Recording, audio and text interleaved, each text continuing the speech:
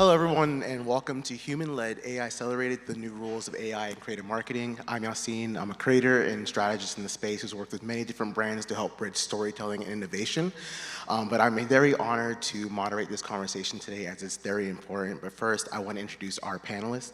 First, I have Natalie Silverstein, the Chief Innovation Officer at Collectively, Nate Harris, Vice President of Product Innovation at CreatorIQ, and Brian Manning, Head of Influence Marketing at Wayfair. How are you guys today?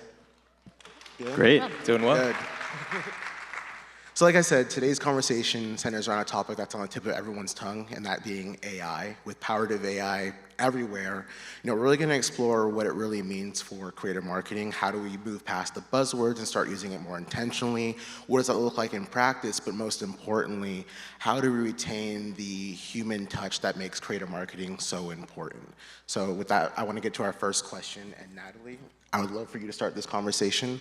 How do you separate AI hype from reality and find where it truly adds value in creative marketing? Yeah, well, I think we're all who work in marketing kind of overwhelmed by the hype, right? There's just a lot of noise. So finding signal in noise is difficult without structure for me. So I always like to kind of break things down into some sort of a framework. So as I think about the AI landscape, I kind of chop it up into three big categories. So one, we think about like the tools and systems that can speed up what we do or automate things that we do, create efficiency in the creative marketing space. The second is like the actual creative output, so Gen AI content, like the things that are coming through on Sora, the things that Nano Banana with Gemini can do, et cetera. So it's like the actual creative content. And then third is more of this sort of amorphous AI that's changing the way we access information. So as more people turn to things like ChatGPT, looking at AI synthesis results when they're doing search on Google, like there's this whole new way of information being brought to people. And there's a lot in that. So LLM-driven information. So as I think about opportunities for our clients, as from an agency perspective or ways that we're going to progress our organization, I'm looking for, is something solving a real problem? Is it creating efficiency that's really going to help everyone involved in the situation? Is it going to create new value for audiences? Are they embracing it? Are they excited about it? Are creators getting value out of it? And then third, is this like on the edge? Is this something that we can just kind of have a sense that's going to be really important and we need to pay attention and we need to experiment with it? So again, helpful as a strategist by background to have frameworks to kind of make sense of things. But I'm kind of curious with all the ways that AI is changing in, evolving daily in the different, aspects of where you're using AI. Where do you express some of your caution, or like if something comes out, how do you say maybe we shouldn't do that yet and wait to see how it evolves and how people start using it, how the reception is? Yeah, I mean, I think especially in this moment where we're suddenly seeing a pretty significant influx of Gen AI content on social feeds, a lot of our brand clients are kind of waiting to see how creators use the tools, how creators innovate around how they differentiate their human content from their Gen AI-enabled content. Like the hashtag didn't exist until creators made up the hashtag, and I anticipate that there's going to be new standards that are developed and new almost like kind of cultures around Gen AI stuff, and again, talking about creative. So I just think it's important to be sensitive to how audiences are receiving stuff as a brand. That's, to me, the most important thing right now. Okay. And I would add, just to cherry on top of what you said too, I think the audiences are a really important aspect of it, right? Because the jury is still out in what contexts is AI enhanced or fully human or fully AI generative synthetic content, right? How is it received? I think like it's going to depend on the viewing behaviors of audiences, right? Are we talking about short form content that may be a little bit more decoupled from the community of the creator and even knowing who made the content rather than being algorithmically distributed, versus like very subscriber-driven content, right? Where whether it's the content itself or the experience of consuming it, you know, you're part of the team, right? Like you're being interacted with or referenced, fourth wall by the creator. You're in the comments. You're, you know, reacting real time. Like the human aspect of it is a super important part of the experience. And so I think like it's a very interesting kind of sci-fi cool time to be seeing how and when audiences love or don't like this kind of thing. I would agree with everything that Natalie and Nate said. I would say there is a bit of a proliferation of AI just like in every sales pitch these days that I think as brands we're used to being on the receiving end of. There's a lot of great stuff out there, but I definitely sort of like to parse out what actually is just straightforward automation versus AI. So I think that's one thought. Another thing is I would underscore what Natalie said around essentially like not resisting shiny objects. Like there's a lot of new stuff, making sure that as a brand you are thinking about what actually the problem is and like what you're trying to solve versus like, oh, this is cool, we should do this, it's the new thing. So that's kind of like how we're approaching it. And lastly, I would say in terms of understanding the value of AI solutions, we try to measure it where possible. So we've been using, I think maybe it's going to be supplanted by the new SafeIQ tools potentially, but we've been using some vetting tools that we've developed in-house, and we've been able to drastically reduce the time it takes to process application and vet creators, and been basically measuring the like time saved and how we can reinvest that in the relationships and the more fun parts of influencer marketing. No, it's really interesting that you talked about just kind of have like, you know, safe IQ and everything like that. Where am I going? Sorry, I'm so sorry.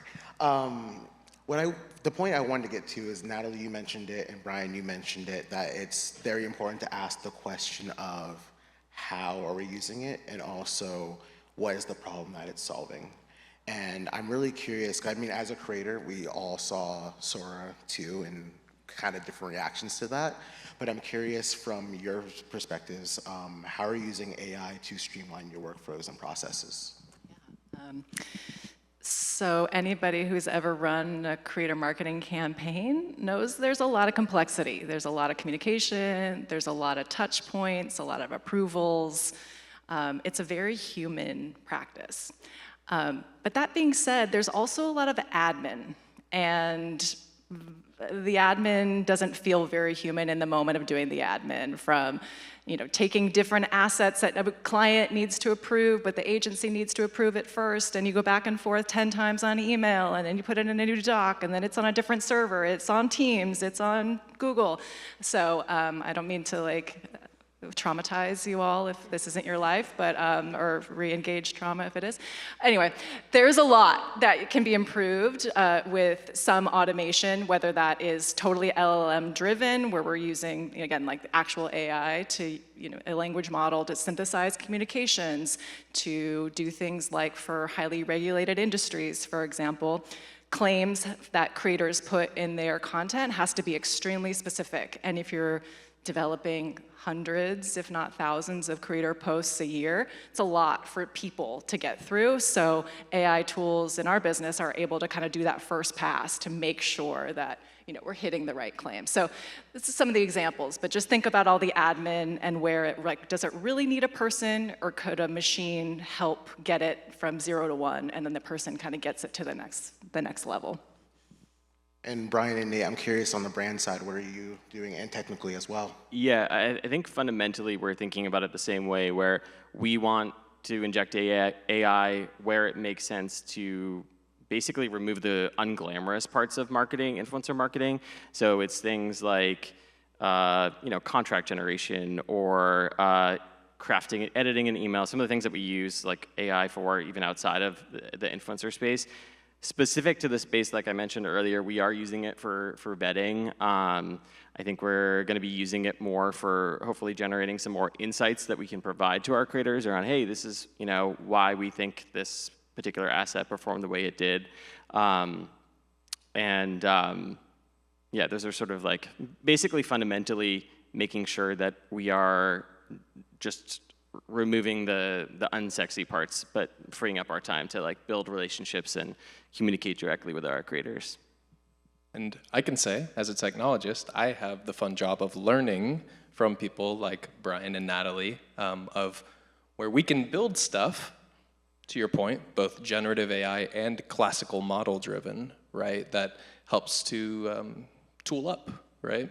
CreatorIQ, I would say, also has an important role in creating like a very unique corpus of data, right? Like we have the ability, just because of our scale, right, our volumes of content, volumes of creators, and the centralization of these things, to go very, very deep into creating knowledge graphs, intelligence layers that make these tools 1 + 1 = 3, right? And so I think like part of my remit is to build very useful, very new, very novel structured data that unlocks really cool, interesting regressive insights, new ways to measure the space that have never been possible before. I love that part of this whole AI conversation. I think we can get stuck in like replacing people with AI agents, and it's sort of just more mechanical, but actually creating totally new value that we never could have had before because of the technology, I find really exciting. And like, I think once you kind of learn enough about the space, you can start to see the glimmers of like, oh, well, what if we tried that? What if we were able to look at all of a brand's creator assets over the course of 2 years and glean some like really amazing insights that are just impossible for a human to do, you know? We can go deeper now. Yeah. That's where we're at. I feel like we are, the first stage has been like, make these processes more efficient. Now, I think the future of AI and influencer marketing is how can we use AI to unlock new opportunities, whether it's helping creators generate ideas for content or create, actually, like as a brand, help them create content that maybe they couldn't produce on their own. So I think it's like super exciting to turn our attention from efficiency and processes to like value creation. Well, actually, that leads me to my next question, because I'm really curious. The baseline of what all you said is that we have to keep the human in the room.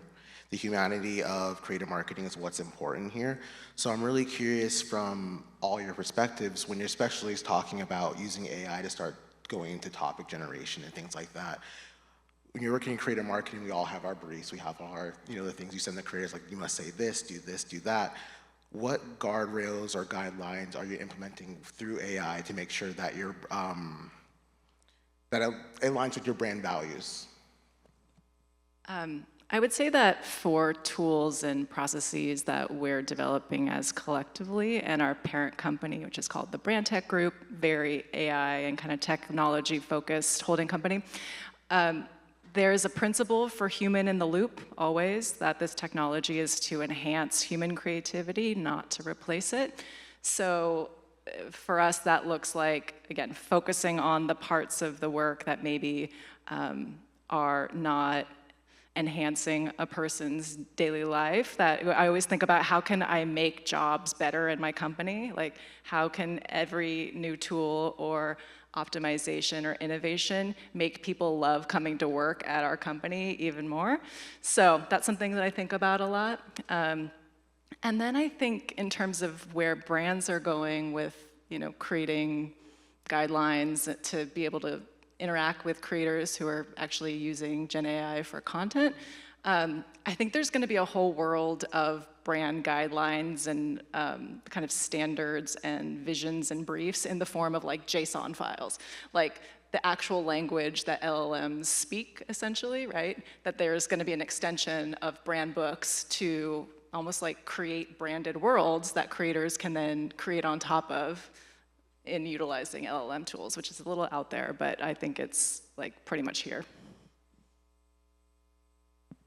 Oh, yeah, Brian, go Okay, ahead. cool. I'll go. We'll go down the line. Cool. So I love this question. So CreatorIQ has a remit from our CEO down, right? It's one of our core values, which is to remember the human, right? We're a technology company, but we're a technology company that operates in a very unique digital marketing space, right? There are basically no other marketing spaces that have like a person as the distribution, right? Like most are programmatic and you just kind of feed the ad platform and then you get the results, right? And that human layer is, and I've said this before, right? But like that human layer is in large part why this space works as well as it does, right? That communicates through to audiences who feel it as authentic word of mouth advertising. And so we are very much humanist technologists at CreatorIQ. We're gonna do cool stuff that unlocks capabilities in this space that are incredibly useful, increase efficiencies, increase intelligence and insights. But our remit is to build things that help to bolster why this space works. And it's why I love the ideas that you guys are putting out there, because it's not around like replacement, it's around augmentation, right? Audiences, my personal feeling is that audiences will care if something that used to be a human recommendation is just completely inhuman. And so this space will be resilient, and it's what makes it special. Plus one. I would say, yeah, like the way I think about the creator space and the value that it brings for brands in general, for Wayfair in particular, where we are a category, we sell home products, and it's very important to be able to see them and get a recommendation. Some of our, we have a relatively high average order value compared to other brands, and so it's really important to be able to trust a recommendation from a creator. And so that's kind of, Wayfair can tell you to buy a sofa, and we certainly do, but it's another thing for a creator to tell you, like, this sofa's great, I've tried it, I've had it for months, and I really recommend it. On the question of like sort of infusing or AI-specific guidelines, I think at the bare minimum, you need to adhere to the same brand guidelines that you already have, and we inject those into any place we're using AI, whether it's a ChatGPT, a custom GPT that we're using for application vetting, or a brief where we want to say, hey, we want to make sure that that we're thinking about this the same way we always have in terms of brand suitability and brand safety. And then I think we need to err towards transparency. We have some AI-generated content on our app right now that is not influencer content. It's called the Discover tab, and we label it as AI-generated because we don't want to be disingenuous for our customers. So I love everything you guys have said, especially with your different backgrounds in the space, being agency, technical, and brand. But I'm very curious now, you already started highlighting some of this already, but within the next 12 to 18 months, what are some of the challenges you see with AI from both agency, brand, and technical side, but also what are some of the opportunities you're seeing now and you think you're going to see in the future with the implementation of AI into your systems? Well, I'll start with the challenges. So I think it's kind of still to be determined how much audiences embrace totally synthetic content. And again, if Sora 2, I feel like has been the thing that everyone's talking about the last couple of weeks, but it's really democratized just like how fast and how many people can make totally fake creator-looking content, right? And so I think a challenge for the industry right now is just to kind of like see how a potential flood of this content coming into feeds is going to impact performance of actual real content. And so that's something we're keeping our eyes on and just really understanding, and like how perception is going to shift about creators, period, if there's all this synthetic stuff. So that's, I think, a challenge. An opportunity kind of comes back to what I mentioned about just AI being the way people are starting to find their information more and more, as more people turn to more of chat interfaces. And people know about answer engine optimization, AEO, or generative engine optimization. It's kind of like the new extension of SEO.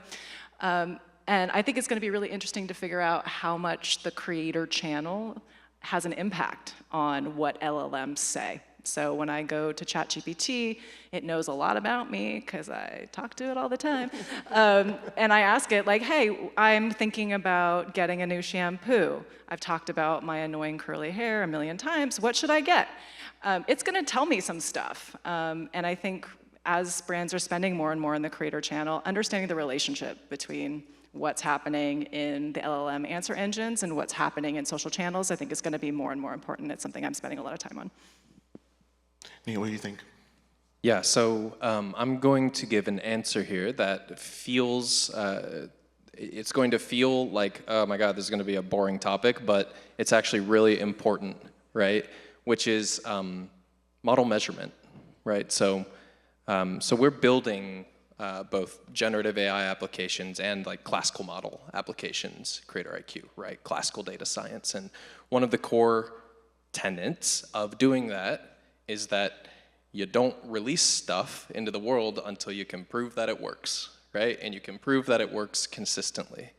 The difference between just like an LLM wrapper software and like a proper AI tool is the ability for them to demonstrate that they can measure the outcomes and that they're consistent, right? And that they can tell you, we're very consistent in this way, but maybe not so consistent in this way. But here's our plan to work on that, right? Like that visibility is very important in the purchase decision. And just like the speed at which these technologies are coming to market has completely like blown away those data science principles that have been like well codified over the last 2 decades. So it's something that's very important to us at CreatorIQ because we care about governance, because big brands and agencies use us, right? We treat it like security. We treat it like data privacy, right? Like those things matter at scale, especially when you're trying to build a resilient system that will support, that'll be a partner that doesn't, you'll never outgrow it. So that's my challenge. I think challenge is the rise of like truly AI creators and kind of how we reconcile with that. I think where we're at right now is, my perspective at least, is like we have pretty good bullshit detectors, and if you look in the comments at things that are AI generated, you'll see like this is AI, this is AI, this is AI. Or on the converse, like on the flip side, you'll see stuff that's like really cool, just like normal content, and people will say things like, haters will say it's AI. So it's like, so sort of AI is on our brains, but I think we have to sort of watch the space over the coming months and years. Opportunities, kind of what I was highlighting earlier, I think like we have, it's pretty, AI kind of like 1.0 is like process efficiency, process improvement. AI 2.0 for brands, I think, is like, how can you use AI in a way that is unique to you as a brand to facilitate content creation, to help creators do their jobs better, and that's what I'm looking forward to as the opportunity. If I can add anything myself, especially as a creator in the space, watching AI come up is terrifying, and have those conversations of there's more content out there that you have to compete with. But I think the opportunity that lies in that is it's going to force all of us to become better storytellers at the end of the day, and that's what's the key, important factor that I'm focusing on. It's okay, how can I write a better script? How can I convey emotion better? How can I, create those beats within the story that create those highs and lows that people love when they go watch cinema or film or movie or TV, So I think right now, especially with AI, it's asking the question of, does using AI help enhance the story that I'm already gonna tell? And if it does, great, and can I use that in a way that my audience is accepting of? But if it's not, why am I gonna go down that route? But for me, it's, I've used it a lot more for operations, so I can focus on what the core of the conversation we've had so far is. You take all the busy work away, take the operation, the process away. At the end of the day, we can focus on what we love, which is the relationship building across the board, from content creator to brand, content creator to consumer, brand to consumer, and the creativity that we all do this for anyway. So yeah, that's our time. I want to give a round of applause to our wonderful panelists. And enjoy the rest of CreatorIQ Connect. Thank you.